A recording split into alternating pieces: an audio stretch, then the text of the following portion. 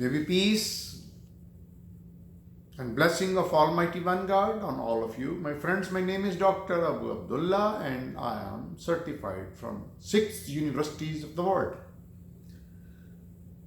In this lecture, we will be telling the contribution of Muslims in science. We have discussed many lectures and we will continue to discuss. But here in this lecture, I will be discussing how the scientific knowledge from Muslim world was transferred to the Europe, which was absolutely no scientific work and research in those days, in medieval time in Europe.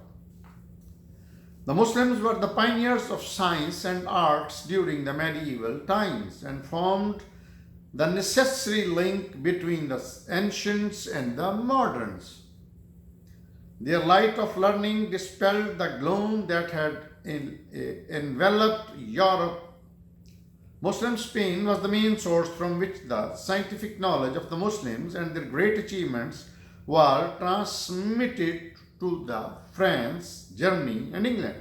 The Spanish universities of Córdoba, Seville, and Granada were thronged with Christians and Jewish students who learned science from the Muslim scientists and teachers, and who then popularized them in their native lands. Another source for the transmission of Muslim scientific knowledge was Sicily, where during the reign of Muslim kings and even afterwards a large number of scientific work were translated from Arabic into Latin.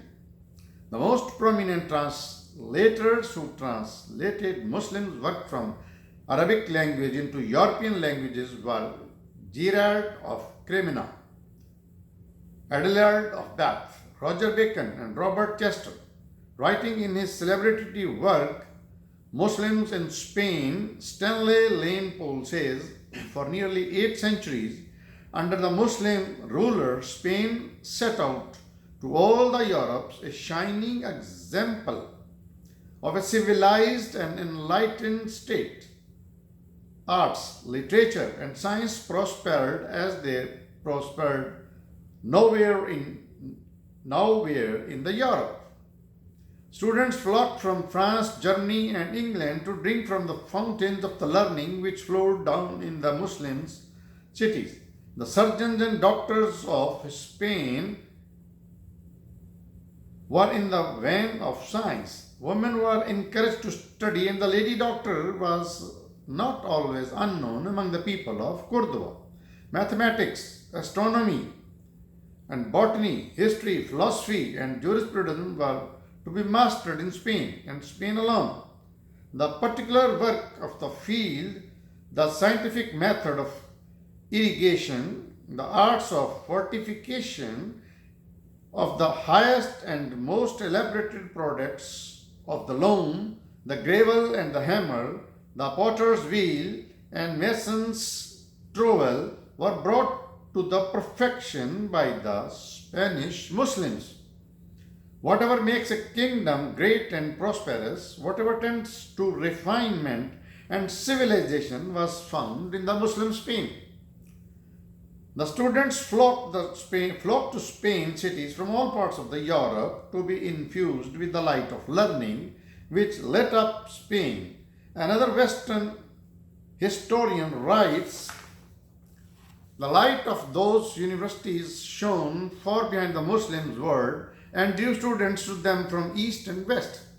At Córdoba, in particular, there were a number of Christian students, and the influence of Muslim philosophy coming by way of Spain upon the universities of Paris, Oxford, and North Italy, and upon Western Europe's thought generally was very considerable indeed.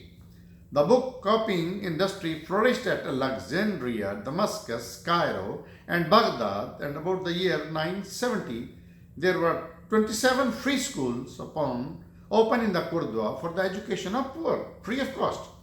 Such were the great achievements of Muslims in the field of science, which paved the way for the growth of modern science. Thank you for watching.